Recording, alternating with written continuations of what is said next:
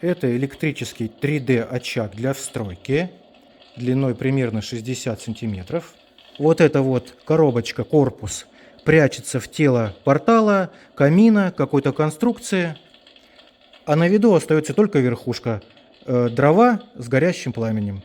Также эти очаги называются с эффектом 3D, очаги с эффектом живого огня и паровые очаги. Все эти названия правильные.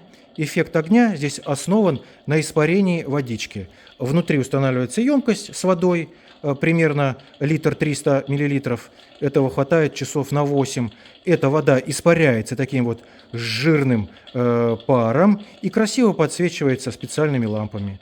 И вот получается такой вот классный эффект. А заодно, конечно же, увлажняется воздух.